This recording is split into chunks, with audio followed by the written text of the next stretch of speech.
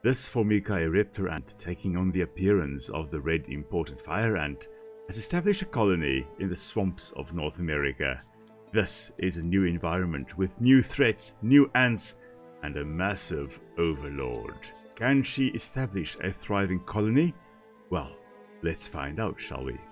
Hello there all you wonderful people, and welcome back to another episode of An Ecologist Plays, where we talk about nature while playing games. My name is Will, I'm an ecologist by training, and today we are back in Empires of the Undergrowth, and we are doing the mission Cold Blood, which usually sees us running around as the fire ants. Today, however, we are carrying on with our Formica Ereptor playthrough, so we are going to be doing that. Now, we're only able to select the fire ant over here, so the fire ants will be our workers and our queen. Our Formica Ereptor queen has adopted the appearance of a fire ant queen, so that is just how we are going to roll with it.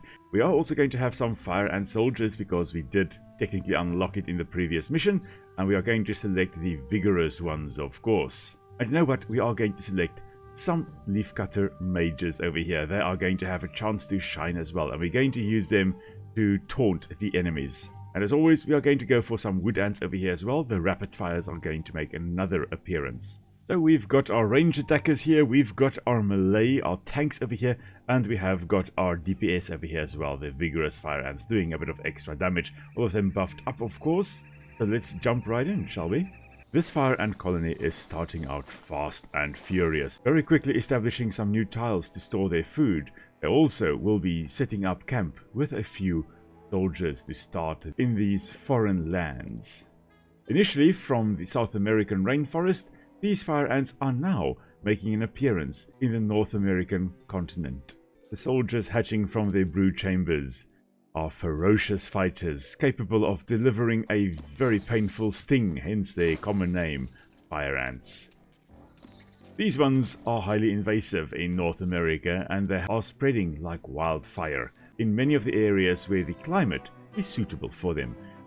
However, they generally are kept out of extremely cold areas, so the frozen north will, for now at least, be safe from the ravages of this species. The checkered beetle larvae that the workers dig up are no match for the soldiers, and they are very quickly dispatched with a highly venomous sting. It does not take long for the Formica Ereptors to start showing their adaptability, as the first Formica rufas also now form part of the strike force digging through the soil here to uncover hidden enemies. The adult checkered beetles are making a valiant stand here against the fire ants and the wood ant mixture here. However, they too fall before these highly aggressive ants. But the Formica Ereptors are not content to just remain below ground. They have their sights set on the overworld. Finally digging out the dirt that has blocked their entrance, these ants are now ready to explore the world outside.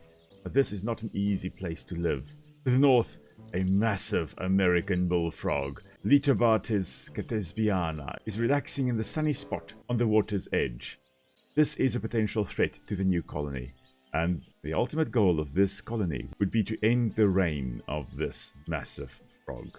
In order to do so, they will need to kill and devour a range of invertebrates that are present in this swampy environment here. First on the menu, nice little jumping spider, followed by a tiger beetle. Normally tiger beetles would be extremely dangerous to take on. These ants have no problem with that whatsoever. A mantis fly has appeared from a nearby shrub. With its grasping or raptorial forelimbs, this invertebrate could make short work of many of the other invertebrates living in the swamp here. However, with the deadly mixture of formic acid sprayed by the wood ants and the Solenopsis venom of the fire ants, the Formica Ereptors here should be able to take out this invertebrate quite easily. Though it does superficially resemble a hybrid between mantids with the raptorial forelimbs over here and wasps with its general appearance, its body shape and its coloration here, it is in fact related to neither of those two insect groups. Instead, the wings here are a giveaway of what they are most closely related to. They are in fact in the order Neuroptera, which contains your spoon wings and, very importantly, ant lions, and those would be the close relatives of this species. It, however, is no match for the Formica Ereptors here, and they make very very quick work of it. Scavenging its remains, the food they obtain from this invertebrate and the tiger beetle they killed will now fuel future expansions of this nest. But there is a reason why the Formica Ereptors here are gathering at this particular spot.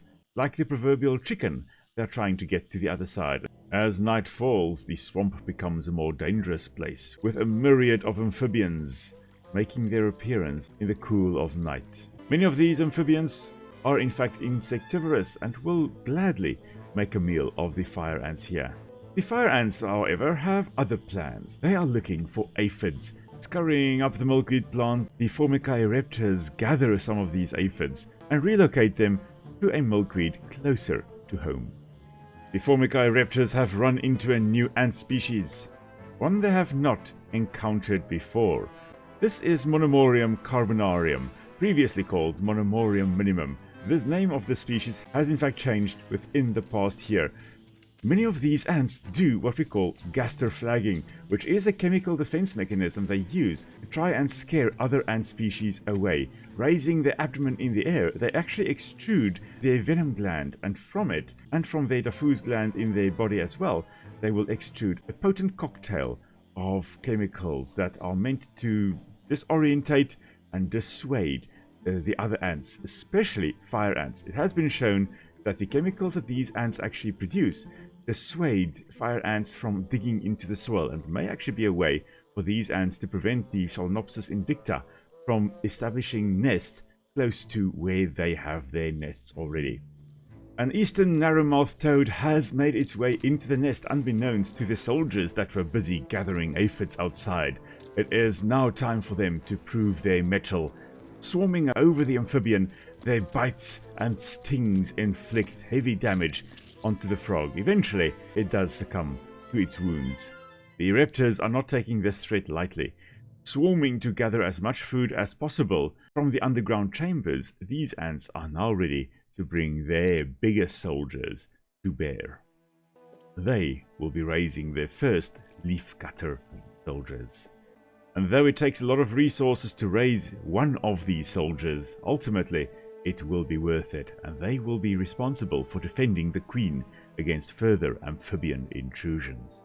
The Monomorium ants, aware of the Ereptor ants in the area, have mounted an attack. However, they were very quickly persuaded to rather not take on these formidable ants. Monomorium carbonarium is, however, able to withstand invasion by fire ants surprisingly well, a feat that most ant species can only dream of. They will, however, find that this nest of Formica Ereptors will be more challenging than they are used to. The Formica Ereptors are about to embark on a bit of interference competition. They're going to make life a little bit more difficult for the Monomorium carbonarium ants over here. They are going to steal the aphids closest to their home. By doing so, they most likely will result in a food shortage in the Monomorium nest, and it will be easier to attack them later. Finally, enough fire ants have been bred for the Ereptor colony to form a bridge across the troubled waters over here, allowing members of the colony to finally cross the stream to gather some more aphids on the milkweed plant up here. They are, however, not gathering food at the moment, as that may tempt them to climb into the yellow pitcher plant that is growing in the nutrient-poor soil of this swamp. And this is a strategy you will find in many plants growing in nutrient-poor soil, especially highly acidic soils where nitrogen and phosphorus is in short supply. They develop strategies to be carnivorous, either having a pitcher like these pitcher plants have, or a snap trap like the Venus flytrap over here will have. The Monomorium ants have launched an attack against the Ereptors, launching at their cattle, attacking the milkweed plant containing the aphids of this colony. They have succeeded in stealing some of the aphids that were on this milkweed plant. Not all of them, but some. And they have now relocated them closer to their nest. A game of deadly tug of war has commenced. The Ereptors respond to this threat by bringing some leafcutter mages to the fore and establishing them by the milkweed plant. These will hopefully now prevent any further theft of the ants' cattle. Now, the keeping of aphids is something that many ant species will do, where the ants obtain honeydew, which is a sugary secretion from the behinds of the aphids, which is a very nice source of food for them, and in turn the aphids are protected against predators. The bombardier beetle is using its defense mechanism against our Ereptor ants, or was using its defense mechanism against our Ereptor ants. Mixing chemicals into chambers in its abdomen, it's able to spray a superheated liquid at its victims, or attackers in this case, in essence boiling them alive. As night arrives, more amphibians come out to play. One eastern narrowmouth toad has wandered too close to the American bullfrog and has become its snack. Large frogs like this bullfrog will happily eat other smaller frogs. Food is food, after all. Another eastern narrowmouth toad has made its way into the nest. Two, in fact, have made it into the nest. One has been killed and the second is soon to follow. The time has come to go on the offensive. The Ereptor ants are ready to destroy the Monomorium, ending their presence once and for all. And though gaster-flagging is a valid strategy to use, it doesn't work against overwhelming odds. Soon the defenses will be overrun by these Ereptors. Making their way into the nest, the Monomorium ants are in grave danger. Normally though, these ants are surprisingly short-lived to start with queens living to be about a year old and workers only living for about 4 months. This is in stark contrast to some other species where the queen can live to be up to 2 decades old, and workers generally live to be at least a couple of years old. The last of the defenses of the Monomorium carbonarium ants have been overwhelmed, and now the queen has met her demise. One by one, the hapless brood are carried off to the Formica Ereptor nest. Those that are not eaten on the way will be stored for later use. One more ant colony remains. Pheidole morrisii, the big-headed ants. These ants currently have got 2 worker castes, the minor workers and the major workers. But they are capable of producing, if under severe stress, a 3rd caste, the Supersoldiers, also known as Super Mages. Though currently not present, perhaps the invasion by the Formica Ereptors will get them to start producing those Supersoldiers. The first to sense the Formica Ereptors approaching are the workers harvesting caterpillars in a nearby bush. The slaughter is fast. None survive. The Pheidole morrisii ants immediately raise the alarm.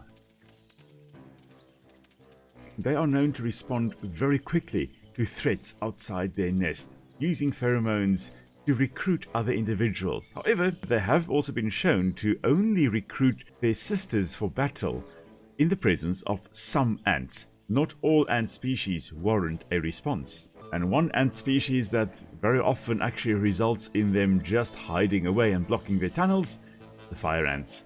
And well, the Formica Ereptors have got those at their disposal. And there we have it. The first of the Supersoldiers have been hatched. The formation of Supersoldiers is actually a very interesting occurrence in Pheidole morrisii ants, because very few ant species have got Supersoldiers that they can form, and even within the Pheidole ants, which are known to have these Supersoldiers, it's only known from a handful of species. Ooh! Pheidole morrisii ants are attacking our aphids, using, amongst others, their Supersoldiers to inflict surprising casualties on our leafcutter soldiers that are defending the nest. It is now time for us to defend with a little bit more gusto.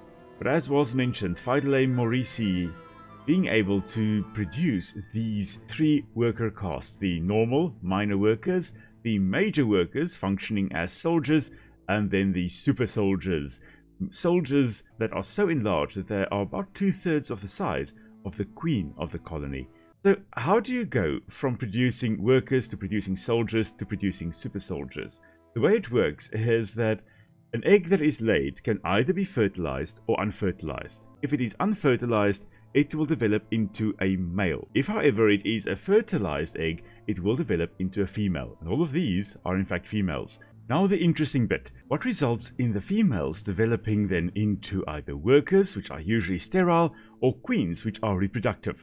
Well, that is due to the presence of juvenile hormone, with an increase in juvenile hormone resulting in queens developing, and in this case it's usually due to seasonal changes, temperature, day length, those types of things, resulting in some of the females that are developing having more juvenile hormone and developing into queens that are able to then establish new colonies. The females then that get less juvenile hormone, well, they will be set on the path to become these sterile workers, but all three of these are sterile workers. So what results in them being minor workers or major workers or super soldiers? That is again due to juvenile hormone, and in this case it is influenced by diet.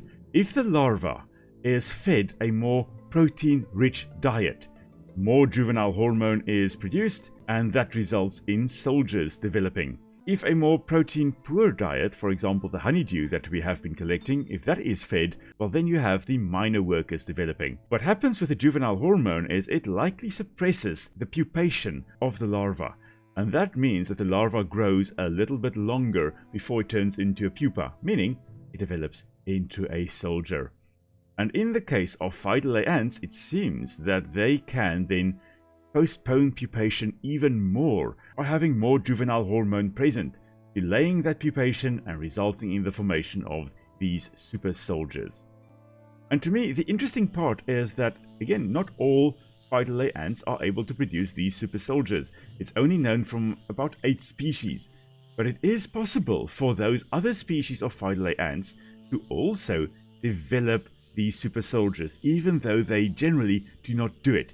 In laboratory settings, they have been using other compounds to mimic juvenile hormone, and in the species they tested, where the super soldiers are not present, even they were able to produce those super soldiers when those other hormones were given to the developing larvae. And I think that is just absolutely amazing. So it seems that the ability to create super soldiers evolved in the ancestors of the modern day Pheidole ants, and at some point was lost. And in the past 25 to 47 years, it has re-evolved at least 4 times, resulting in some of these species being able to again produce super soldiers. But the ability to produce it is still encoded in the genetic code of these ants. And I think that is just amazing. Another mantis fly is watching intently from its perch on the pitcher plant. It has spotted the Ereptors and strikes. However, the Ereptors strike harder. It is time for some more interference competition as the Formica Ereptor ants make their way to the last milkweed containing aphids.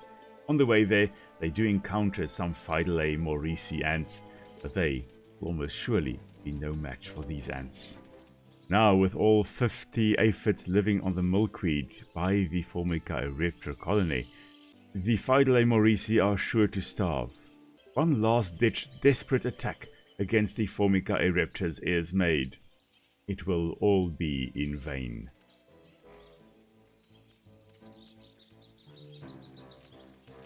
Formic acid raining down from above and Solenopsis venom coursing through their bodies. The last of the attackers fall. The sound of pitter-patter of tiny feet can be heard in the undergrowth. Formica Ereptors are going to war. The Pheidole ants have one of 2 choices: fight or blockade. Fighting will result in their death, and in reality what they normally would do is to retreat back to their burrows, especially when facing overwhelming odds. In particular, when facing army ants, they retreat back to their nest, and the super soldiers will block their nest. Once the attacking army starts moving away and becomes perhaps a bit more disorientated, then these super soldiers very often launch a counterattack, attacking the attackers.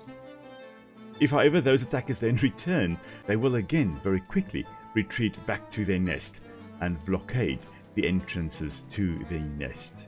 In this case, however, nothing will stop the Formica Ereptors, the inevitable march of doom. After a valiant defense, the queen has fallen. Again, the brood of the slain colony is collected and carted back to the Formica Ereptor colony. They will fuel the final assault on the big American bullfrog. The battle lines have been drawn, the food has been stored. Under cover of darkness, the Formica Ereptor colony marches north. The frog is to be slain. The first to come into battle are quickly taken out by the massive American bullfrog. However, the Solenopsis invicta ants, the fire ants, have clambered on top of the American bullfrog and is very quickly injecting the venom into its body. Lacking armored scales, this frog is sorely unprepared for this chemical warfare and surprisingly quickly starts showing symptoms of Solenopsis poisoning. It will not be long before it drops dead. And there it is. The queen is no more. But this bullfrog was keeping the populations of the other amphibians in check, and its removal will now result in those amphibians potentially experiencing population explosions. This cannot be good for the ants. And this very often is seen when you remove the top predator. The predators that usually are kept in check by that predator, well, they do start becoming a bit more abundant in the environment. Think, for example, the removal of wolves potentially opening up the environment for smaller predators such as coyotes, or in Africa, the removal of predators such as lions, resulting in smaller predators such as black-backed jackals, perhaps doing a bit better. And now the Ereptor colony is facing the consequences of their action, as a score of amphibians are finding their way into the nest. Dwarf salamanders, eastern narrowmouth toads, you name it, it's here. However, they're also very quickly meeting their matches. The last of the amphibians is about to fall. Surrounded by ants, it stands no chance. This Formica Ereptor colony has secured a foothold in North America, and from here will spread further afield. Using the fire ants as rafts, they are able to survive even when areas flood. And we will look at that next time. Until then, everybody, stay safe. I'll see you all soon. Cheers!